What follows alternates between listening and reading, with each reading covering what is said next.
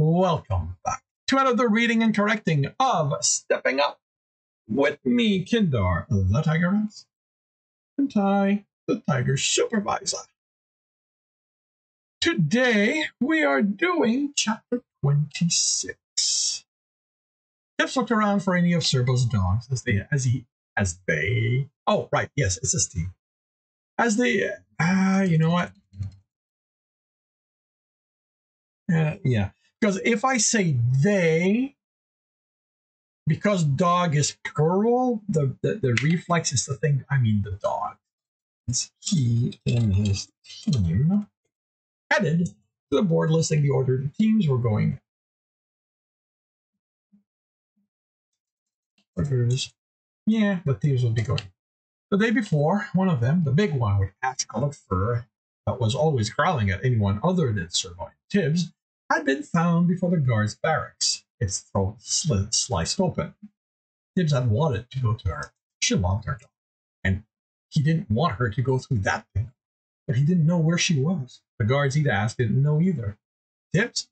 Trina said, indicating the board. He scanned it. Recognizing how his name was written was simple now. We're the third to last team. Where you belong, a sneering Don said, walking away from the board. Finding his name was also finding that name. That name was also easy. It looked at the start of the list, right under the Nobles team, and there was Don's name.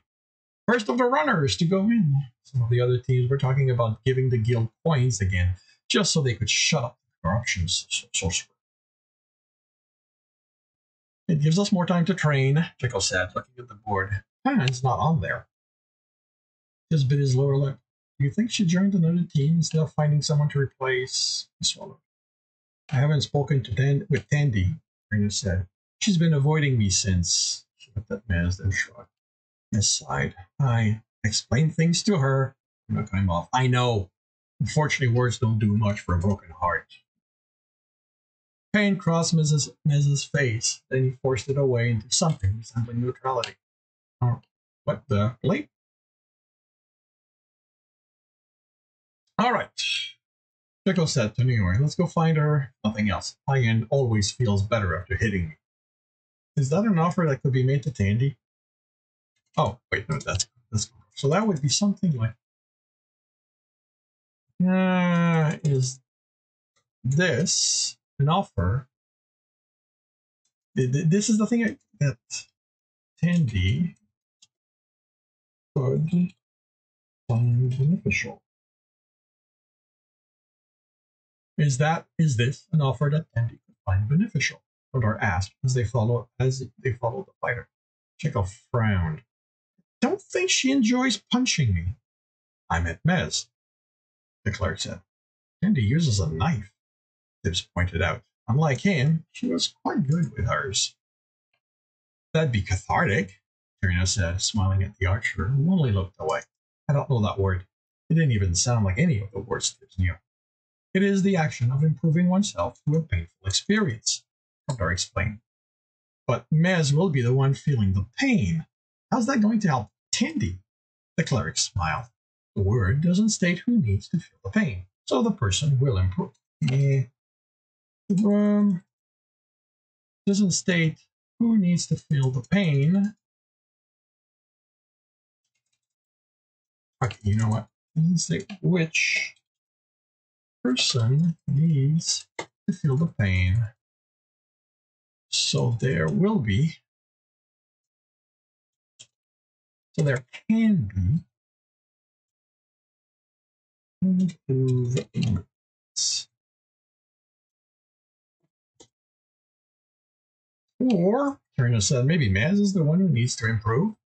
That's enough, Jekyll said, as Mez let out an exasperated sigh. Mez has his duty, and he's holding to them. I might think he's doing a shitty job, but I'm going to respect his decision. That's not as helpful as you think it is, Mez replied, eyeing the fighter suspiciously. Jekyll grinned. Oh, it's exactly as helpful as I want. Tibs was looking for Serba when he noticed the smoke. Smoke in the air was common enough he barely registered. This was thick, black, and smelled of more than burning wood. As soon as he ran in its direction, he saw it, rising over the buildings. And quickly he could tell it came from Merchant Row. Fire was back. Fire was hungry for a lot of stuff, mostly wood, which was what the shops were made of, as well as most of the other buildings in Craggle Rock. He pushed his way through the crowd, filling the street, pocketing a handful of copper in the process. Guards kept everyone from moving past the center, and behind them, Clothier's shop burned. "Where's the water brigade?" the shop owner demanded as of the impassive guard. He was only knew the man by sight. The clothes he sold were fancy for his taste. "They're coming," the guard replied, tone hard. "The wagon's broken," a guard further down yelled. "Just got the word." The shopkeeper crumbled, and the guard stepped away, disgusted. "There's something," the woman who caught the shop owner told the guard. "Not my job." We should," another guard started, but stopped as he was glared at. "Not our job," the guard stated. "Our orders are to keep anyone from approaching so they won't get hurt. Anything else, someone else can deal with it." This was going to have words with Harry once this was dealt with. The fire was getting close to the jeweler on the left, pushed by the wind. He stepped around the guard. "Hey, you can't go there," the guard said, reaching for him. Tim sidestepped the hand, moving closer. Taking control of the wind would be the simplest way to stop this, but he didn't have enough essence for something this large. By the time he pulled enough of the fire, by the time he pulled enough of the fire itself, it would have spread to the next building and be even larger. He'd have to be the water brigade. He pulled water essence to the fire, but it was pushed back. Too much fire for it to go in. He'd need something more forceful. He'd need to treat the fire as one of the dungeon creatures. Took out his knife, but before he started, a hand grabbed him and pulled him away. "Get back with the others," the guard ordered. "I'm not going to have you get hurt on my watch." Cursing, Tibs coated his arm with water, causing the man's grip to slip. He ducked under the next attempt, tempted to use an attack to force the guard away, but Harry wouldn't like it. "Someone keep him away," he called to the crowd. "My element's water. I'm going to put the fire out." Cross stepped out of the group and grabbed the guard by the arm. "Why don't you let the kid try?" The man put a hand on his sword and turned to face her. "Unhand me or I will." "I would love to see you try," she replied. Then Tibbs forced them and everyone else out of his mind. He only had one attack that had a chance of helping. More attacks. He only had one attack that had a chance of helping here. More attacks. He had to ask Alistair for more kind of attacks using water. He traced the X with his knife, etching the needed essence into the air as he grabbed his amulet. For once, it contained the essence he needed. He was going to have to push as much essence in the attack as he could. This was like shattering the crystal sphere, only so much bigger. He couldn't afford to get drained. Pulled essence to him before he stabbed the center of the X, unleashing his attack. Then he fought the torrent, trying to drain him by not draining. Wow. Then he fought the torrent, trying to drain him.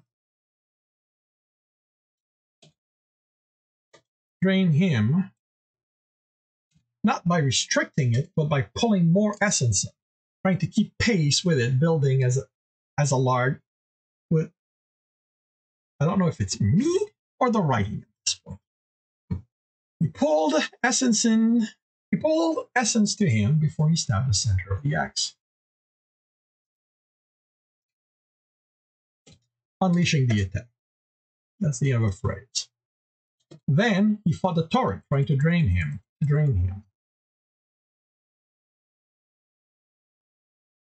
Not to drain him.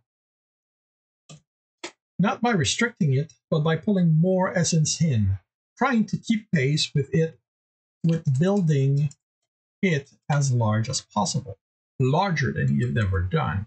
Was the right thing. When his control broke, it wasn't because he'd run out of essence. There simply had been too much for him to hold in the point where the knife touched the axe, and he dropped to a knee, panting as the jet of water flew at and through the fire. Unlike with the crystal sphere, instead of continuing beyond the target once it shattered, the water exploded from within the fire. Tibs stared, trying to understand how it had happened, as water and steam covered everything. Cheers rose, then turned to horror as the water was burned to mist and then away by the fire, quickly coming back to life. Cursing, Tibs pushed himself to his feet, pulling water essence into the amulet. He needed to do it again. And this time he had to make it larger, hold on to the essence longer. Leon, make me an air sphere, someone said, stepping forward. A dozen paces away, Don pulled another sorcerer past the guard and was holding his hand to his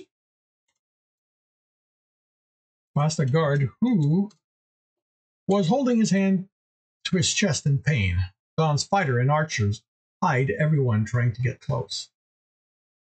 Don, the sorcerer pleaded, air feeds fire if... Do what I tell you, Don snapped. What was Don up to? What was Don up to? If he wasn't busy pulling more essence, put the fire out, Tibs would kick him where it really hurt. The man was an asshole, but he couldn't be so self-centered as to want this to spread to other shops. You had to know the guild would punish him for this. The shops were vital to the town, and the town belonged to the guild. Bigger, Don ordered, as Tibs felt the air essence build between the two. Could he stop pulling essence long enough to disrupt what the sorcerers were doing? Leon wouldn't expect it, but Tibs didn't know how strong he was. Even with surprise on his side, it was always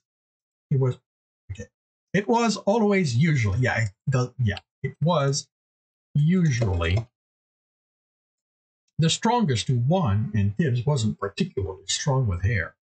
No, he needed to focus on putting the fire out before dawn was done. Then he could kick the sorcerer. I can't make it any bigger, Leon said, sounding in pain. His reserve was nowhere near where it had been before his first attack.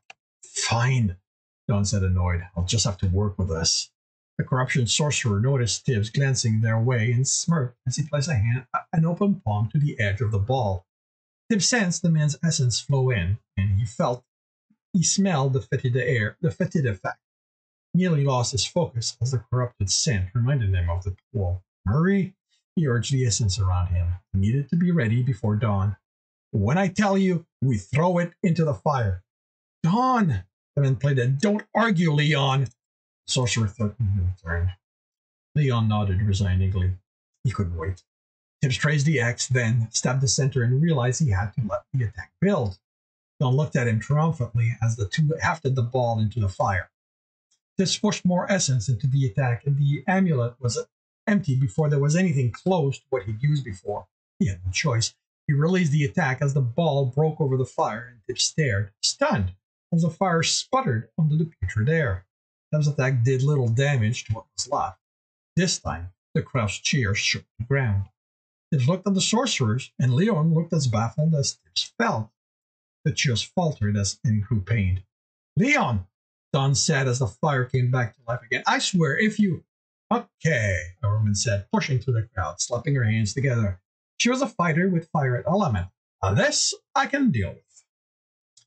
The guards didn't even try to stop her, also staring at the rebuilding fire, stunned.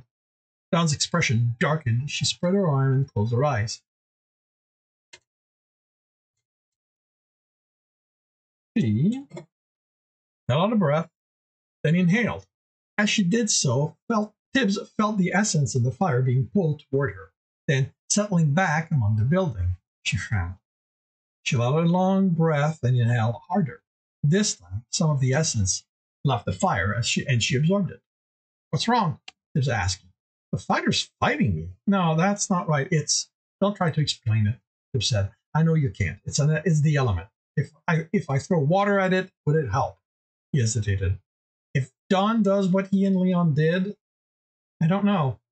It's like theirs. She tilted her head as if she was listening to something. Something's holding the essence in place.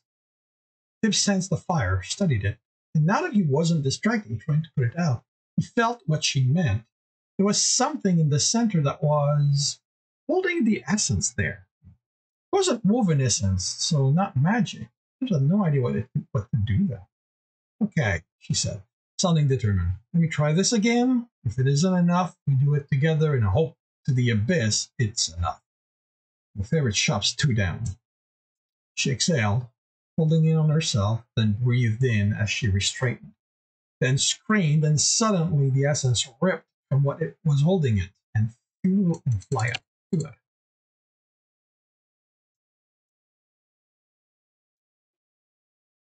And flew at her, into her. The fire dissipated as the essence vanished. Then only smoke rose from the remains of the building. Whoa! She exclaimed, that's a rush. His watch as her red tinted essence grew denser, brighter, and settled into what he thought of as a warm glow. You're Ro, Tib said in awe, as the crowd cheered again. She smiled. I guess I am now. Don glared at the two of them and just figured that if the crowd hadn't rushed him to hug and thank the sorcerer, Don would have tried to poison them, at least Tibbs, with corruption. They shuddered at the idea of having more of it in him. Then he watched in surprise as the expression on the sorcerer's face changed, growing shock as the treatment he was receiving. Then he smiled, and Tibbs thought it was the first time he smiled. Then he smiled. Tibbs thought it was the first time he'd seen the corruption sorcerer would smile with happiness. Enough, a woman ordered. I want these people dispersed.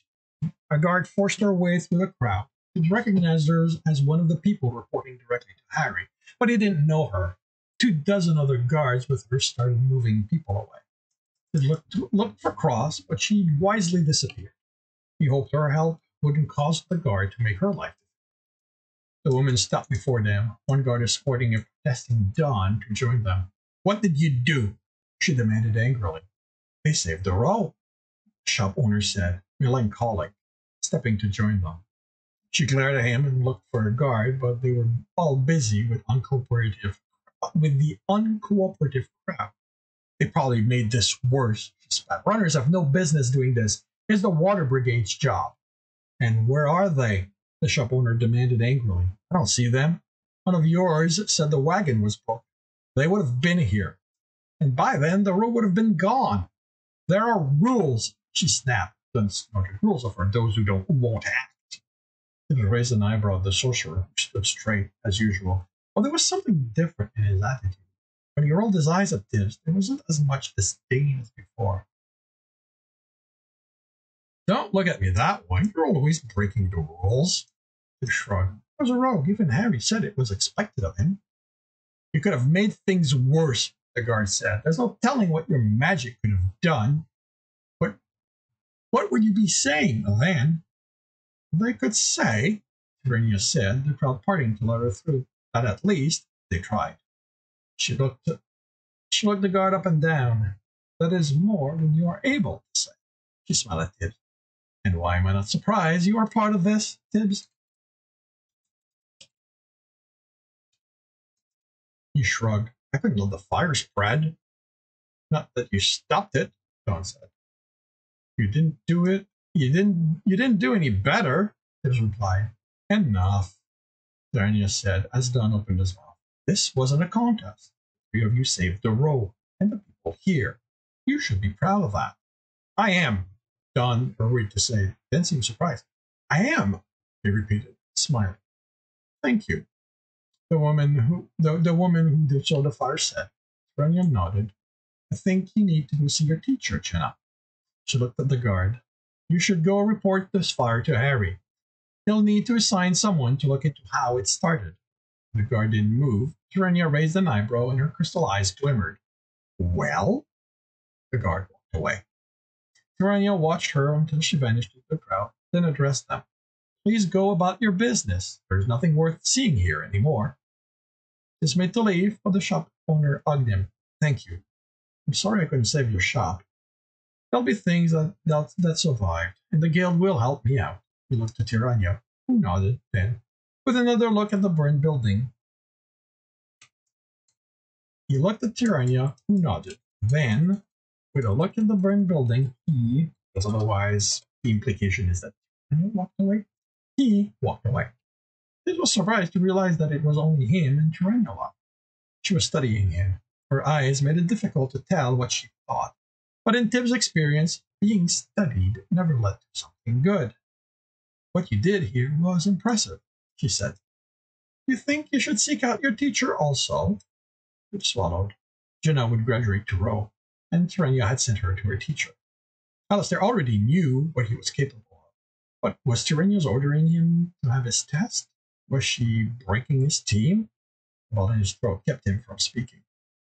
She looked at the building. It's been brought to my attention that the dungeon is gaining strength much faster than expected. Probably a result of the recruits who haven't survived. I'd expected much more of them. But there's also been a surprising number of Upsilon and even Row who have not returned from their runs. So I've decided to alter the rules. 1 lambda per team is acceptable from now on. She looked at Tibs. 1 Tibs. Till the dungeon graduate. That is all I can do. He swallowed the lump. It was for him. She was treating him special again. He wanted to protest, but doing that meant he'd lose his team. I'll talk with Alistair when I see him again. Tibs didn't feel any different. Alistair had found him within hours of putting out the fire, and as if this had been prepared in advance, as if this had been prepared days in advance, without minutes of that.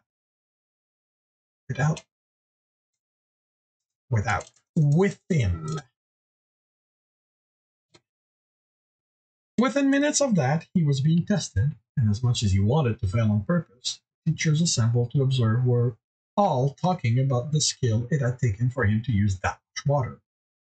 He was the youngest runner to reach row. He didn't feel any different. He looked out the window he sat on and considered climbing to the roof. The option ruined this day for him. He knew he'd use water to avoid dying. A hand holding a tankard pushed next to him. You know, Tickle said, putting the tankard in Tibbs' hand. You're the only person I know who celebrates graduating by thinking of throwing himself out of a window. I'm not throwing myself out, Tibbs replied.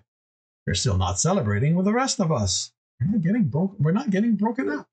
You should be drinking so much you can't stay conscious. Only until someone else becomes Lambda. No, Tickle said. You can still be unconscious from drinks at that. He grinned. I speak from experience. Tibbs sipped the ale. How long until Karina or Maz become Lambda? For you, you're strong too, Tibbs. He shook his head. Pulling in essence while manipulating it didn't get him past the Lambda. Not that he knew what it was. It's going to... Tibbs, Tickle said, sounding serious.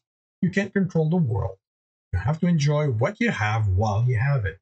And if, heavens forbid, the team has to break up, we will find a way to stay together. I promise. He urged Tibbs back inside the room, then read his tankard.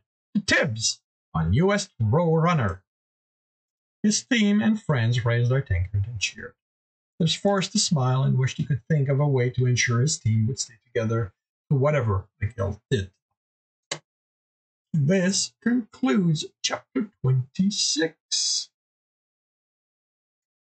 If you are enjoying this, please leave a like, subscribe, and hit the bell to know when the next one's going to be up.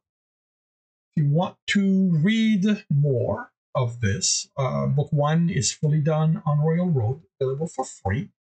Depending on when you're reading this, book 2 might also be more advanced on Royal Road. And if you want to support me or read yet more ahead and other stories I've written, you can do that on my Patreon.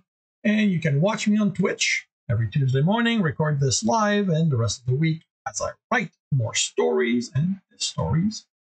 And the links are in the notes. Tired. And with that, I shall wish you a good day.